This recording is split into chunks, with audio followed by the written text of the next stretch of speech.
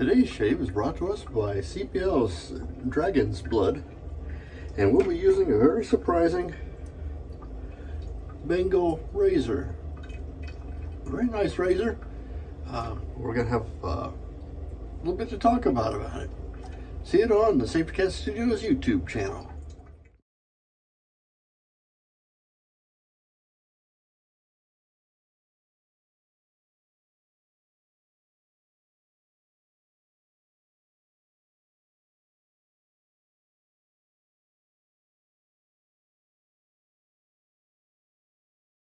Hello my friends, interesting things to show you today.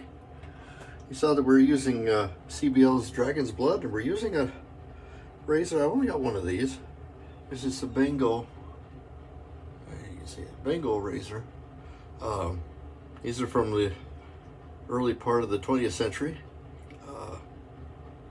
This one is probably later production from a T.R. Cadman and Sons. These are made in Sheffield, English steel. Quite a bit softer than the Swedish steel that I prefer, but have a pretty good reputation being very smooth. And because it's kind of the same color, it looks like most of my razors, they all kind of, well, razors in general have pretty much all look the same.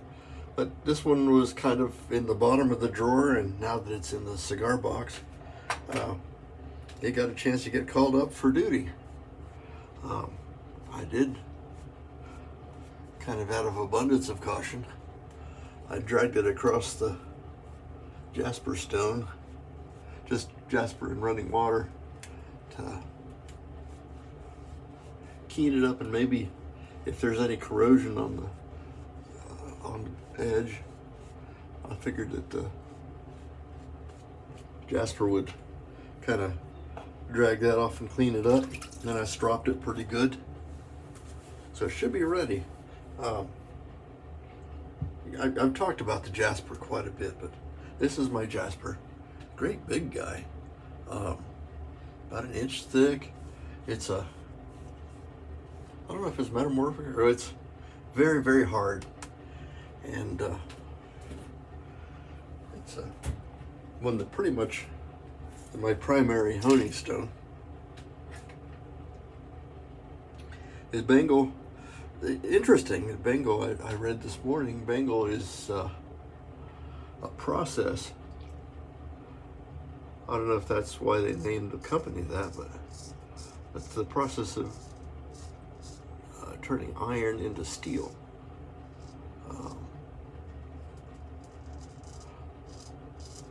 And presumably that's why Bengall, I don't know. Nice though.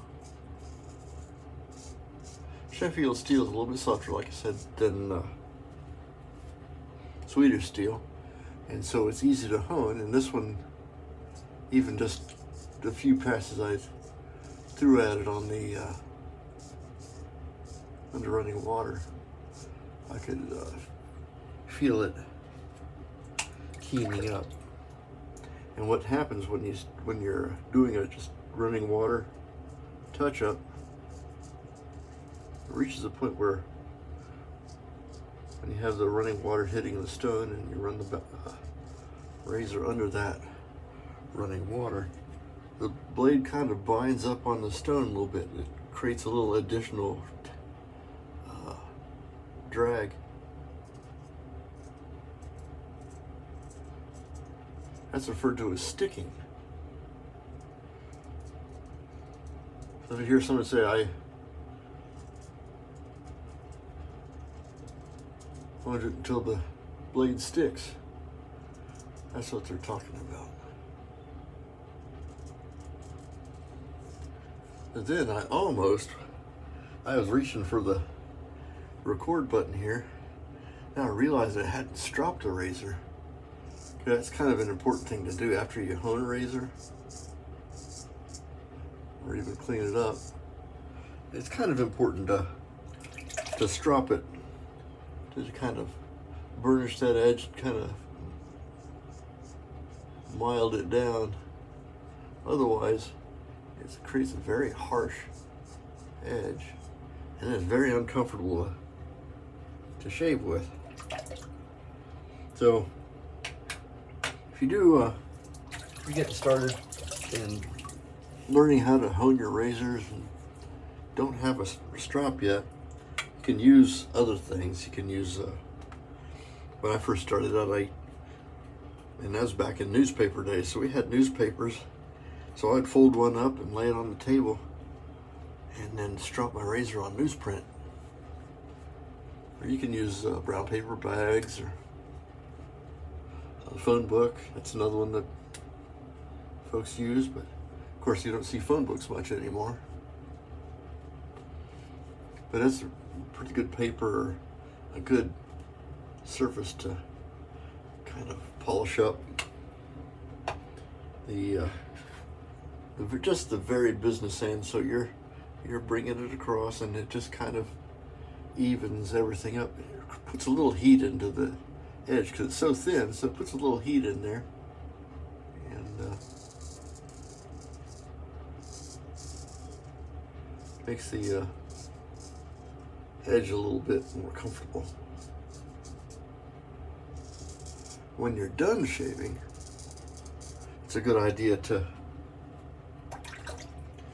hone it, to strop it again. What that does is you have this microscopic thin little edge there that's doing the business, and as you're shaving, you don't see it, but on a microscopic level you get little tiny bends and whatnot, and stropping realigns that edge. And then if you forget the next time and you don't strop it before you start, the razor's ready to go. That's what I would do. Kind of how I practice things. Kind of keeps things more comfortable, so I have more time to kind of chat with you guys and not think about or be distracted by a really harsh edge. This thing is super mild, and it's just smoothing right along. Oh, I got a kind of a clump there, huh? Just a little. I must have missed a spot. There we go.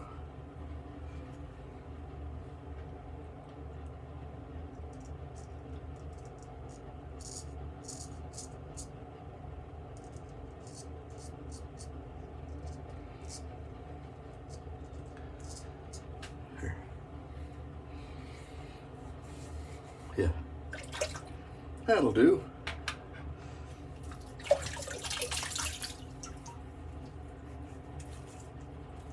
Yeah, see what the album does for us. Pretty good. No buzz or anything, just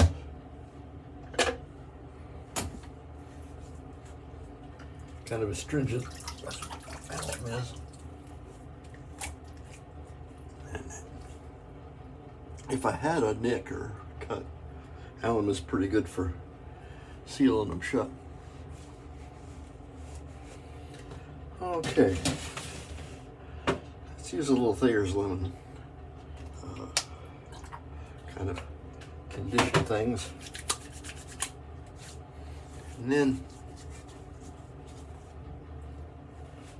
CBL soap, this Dragon's Blood. It's a wonderful Dragon's Blood fragrance, but he doesn't make an aftershave for this. So the only Dragon's Blood aftershave I have right now is from Phoenix, Sangre de Grago, and it's a very similar fragrance to this, so it seems to work out well with this soap. He doesn't take very much of this stuff.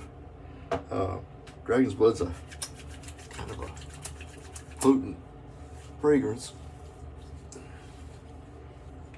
and because it's cooler today, we're unseasonably cool today, I figured it's okay to use. This is what I would consider a more autumn or cool weather fragrance, but I felt like it today, and the soap was right out in front, so that's what I grabbed. Great shave today. Thank you guys for coming. I'm Major Rich, and you can find me at theshavingcutter.com, or you might be finding me on my YouTube channel, Safety Cat Studios, or safetycatstudios.com. If you made it this far, thank you for watching.